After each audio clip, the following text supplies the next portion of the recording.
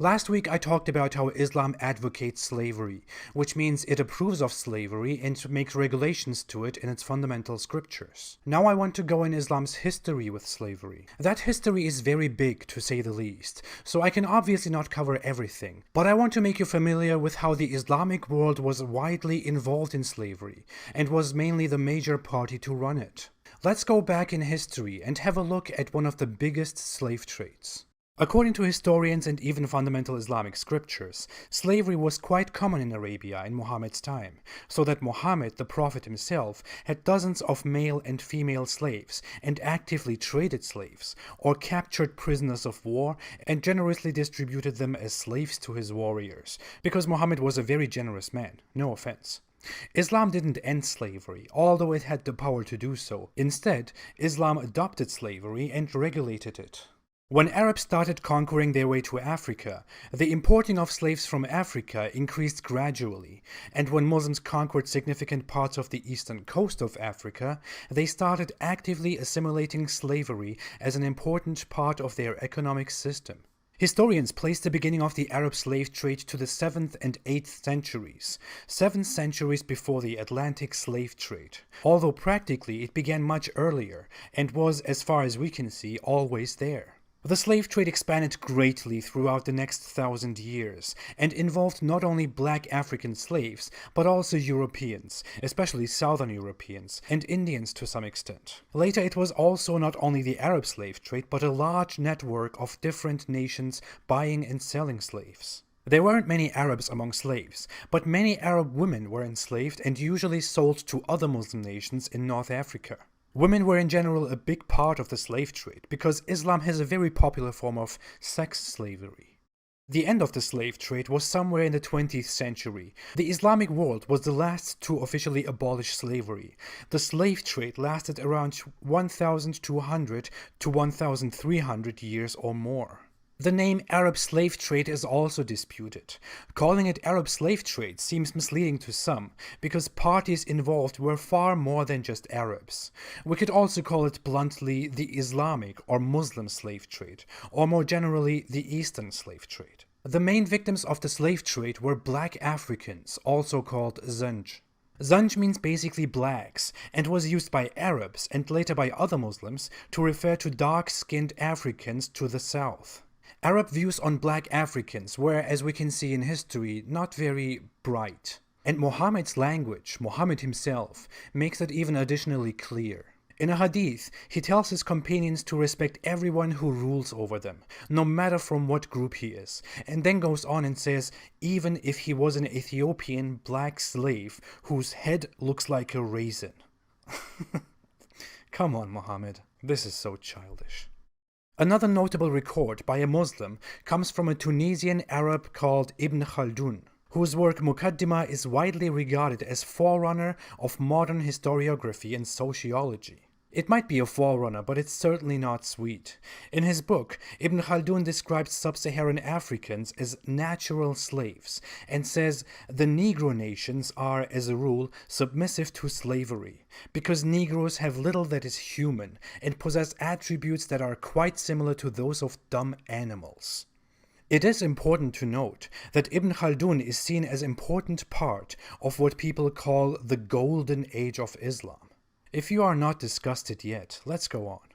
As explained in the last episode, Islam doesn't allow the enslavement of Muslims, and therefore the main target of slavery were non-Muslims, and the easiest target were black Africans who were even more underdeveloped than Arabs, which means something. Historical reports show that slavery was an important part of the Islamic hegemony as early as in the Rashidun Caliphate, more notably in the Umayyad Caliphate, and more harshly in the Abbasid Caliphate. The first big international agreement to trade slaves was made during the Rashidun Caliphate under Umar's reign, who was the second caliph and a very respected figure in Islam. When the Rashidun Caliphate conquered Egypt and considered conquering the region to the south, but was defeated in a battle, the Muslims realized that conquering the region would be too difficult for that time, so they persuaded the Christian kingdom of Makuria with an agreement called Bakt instead. According to that agreement, Arabs wouldn't attack Makuria and Makuria wouldn't attack the Muslims, but Makuria had to send 360 high-quality slaves to the new Muslim Egypt every year. This agreement was criticized by some Islamic scholars, not because it's a violation of human dignity, what are you thinking, but because it was an obstacle to the expansion of Islam, since the Muslims had a treaty with Makuria now and couldn't invade it in future. The agreement lasted over 600 years and continued under all the other caliphates that ruled Egypt. It was clearly approved of by the Islamic powers. But the use of slaves was not limited to that region. They were also sent in big numbers to eastern lands, through India, even to Southeast Asia and China.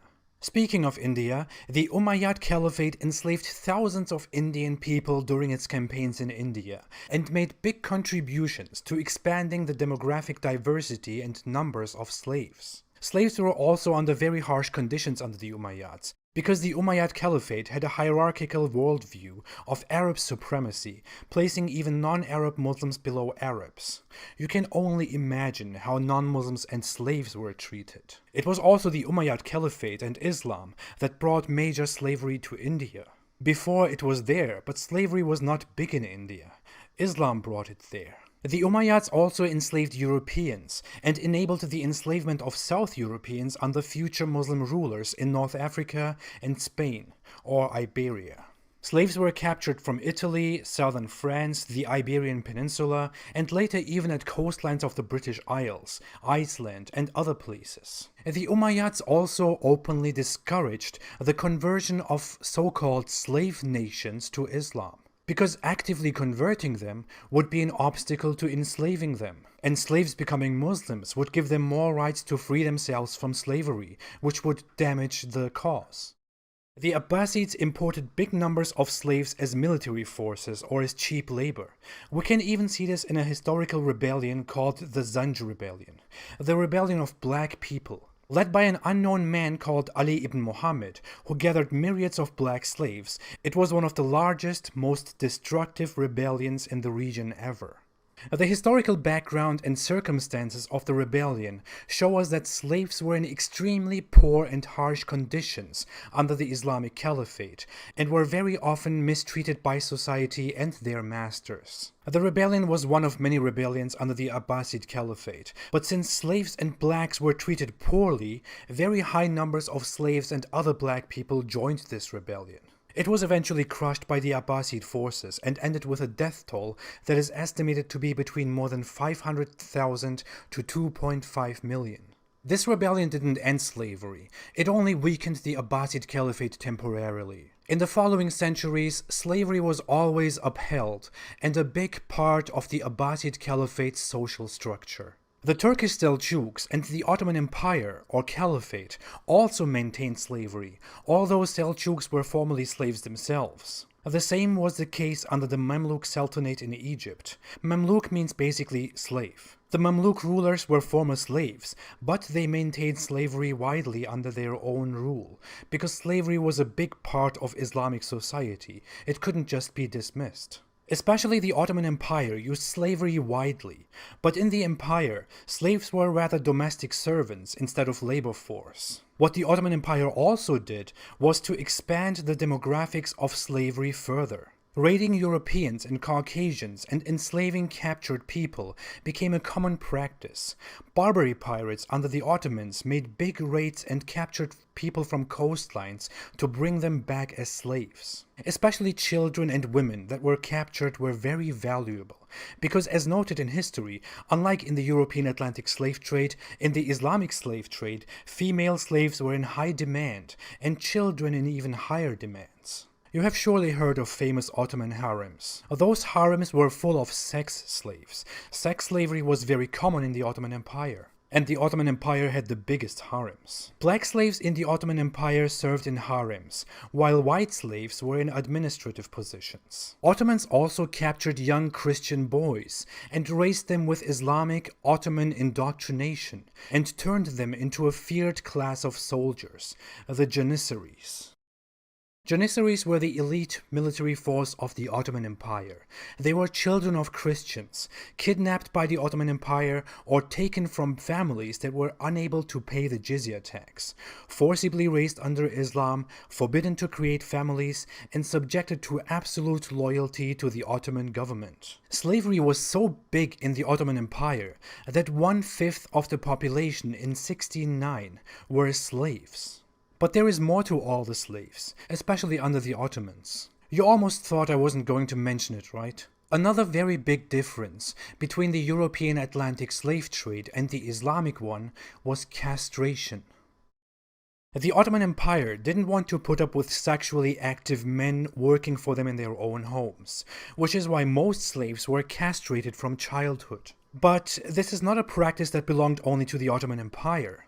That practice came into the Ottoman Empire from Islamic rule and Arabs. Even in early Islamic history, imported slaves were mostly castrated, who underwent this barbaric practice in their childhood, so they could serve as eunuchs and wouldn't need sexual goals and trouble. To be fair, this practice was not started by the Muslims, but the Muslim world was the biggest customer of castrated black or white slaves. They were in such high demand that everyone paid more for a castrated slave, which increased the castration of slaves before their import. Therefore, the Islamic world started actively castrating captured slaves as well, since sexual segregation is very important in Islam, and men without penises apparently came handy. It is reported that the Abbasid Caliphate had 7,000 black and 4,000 white castrated slaves only serving the palace in the 10th century. And it is estimated that the majority of slaves in the entire Arab slave trade